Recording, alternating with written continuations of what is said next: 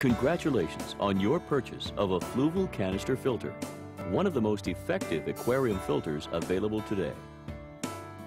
And whether it's the model 105, 205, 305, or the model 405, you'll find your new filter easy to use and install. Prior to beginning installation, read and follow all safety instructions. To begin the setup process, make sure you have all the parts. The parts list on the inside front cover of the instruction book identifies each one. Hosing, 2 rim connector assemblies, 4 suction cups, the intake assembly and suction cup bracket, the output nozzle, the aqua stop valve, and the impeller cover and lid gasket. These are sealed inside a plastic bag to keep them moist. If you have the model 105 or 205, you'll also find an impeller shaft tool packed with your filter. The canister lid is also the pump housing. The pump and motor are sealed inside. The instant prime handle is on the lid. And here is the filter canister itself. The foam screen frame and the stack of media baskets are inside.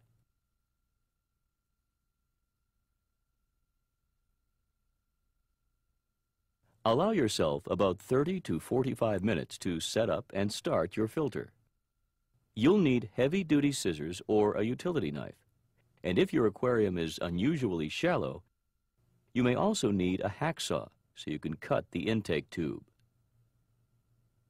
Your first setup step is to decide where to place your filter. Remember, this is a gravity-fed system.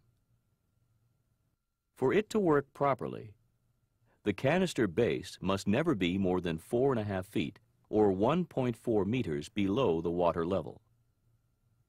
The hosing must follow a straight path from the aquarium to the rim, with some slack, but no kinks or loops. The water level in your aquarium should never be more than 7 inches or 17.5 centimeters below the rim.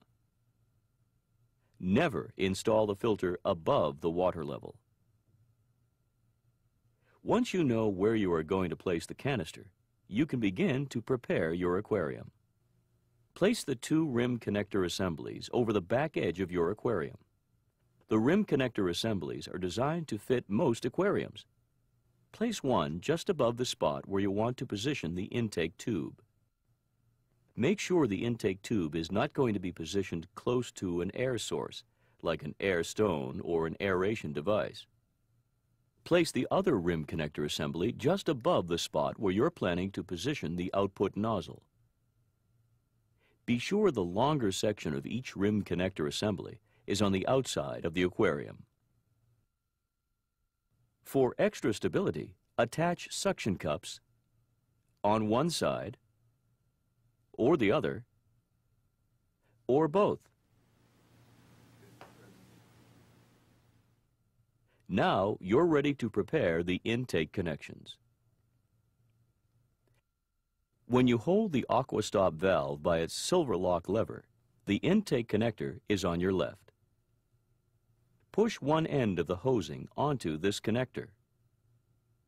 Push it all the way, as far as it will go. Then turn the lock nut to secure the hosing in place. You're going to need a length of hosing that will reach from the filter canister to the aquarium rim.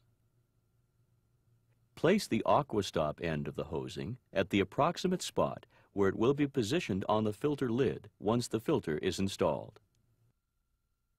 Stretch out the hosing so it rests over the intake rim connector assembly. At a spot about 4 inches or 10 centimeters beyond the aquarium rim, cut the hosing.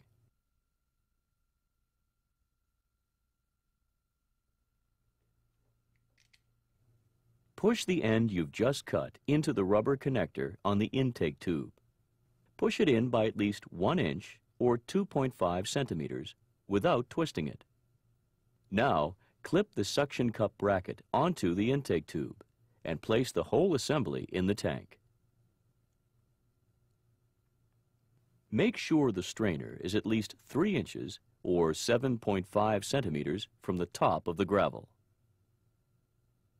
and that the spot where the hosing connects with the intake tube is underwater. This is important. Being submersed keeps this connection watertight. If the tube is too long for the height of your tank, take the strainer off the assembly, cut the tube with a hacksaw,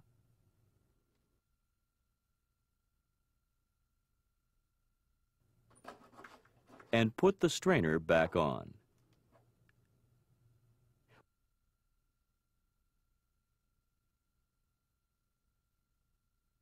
Once you have the intake assembly properly positioned, press the suction cup against the glass. Position the top half of the rim connector assembly over the hosing and push it down until it clicks to lock the hosing in place. The remaining length of hosing will be used for the output connections. Push the factory finished end of the hosing onto the aquastop valve and turn the lock nut to secure it in place. Measure and cut the hosing just as you did for the intake connection. Stretch out the hosing so it rests over the output rim connector assembly and at a spot about 4 inches or 7.5 centimeters beyond the aquarium rim. Cut the hosing. Push the cut end into the opening at the top of the output nozzle. Be sure to push it in by at least 1 inch or 2.5 centimeters without twisting it. Place the output nozzle in the tank, about 3 inches or 7.5 centimeters below the water line. Again, the spot where the hosing meets the nozzle must be kept underwater for the connection to be watertight. Position the top half of the rim connector assembly over the hosing and push it down until it clicks to lock the output hosing in place. And your hosing connections are complete. To prepare the filter, open the canister by releasing the lift lock fasteners. Slide out the foam screen frame and lift out the stack of media baskets. This filter model, the 405, has 4 divided baskets. If you have a different model, you'll have a different number of baskets. Model 105 has 2 baskets, 1 with a tray. Model 205 has 3 baskets, 1 with a tray. The 305 has 3 divided baskets. As you separate the baskets, be sure to note which type of media was packaged at each level. This is the recommended media placement for basic filtration with the biomax and carbon supplied with your filter. Note that the carbon should stay in this porous bag. Thoroughly rinse each basket and all the media under running water to remove any dust.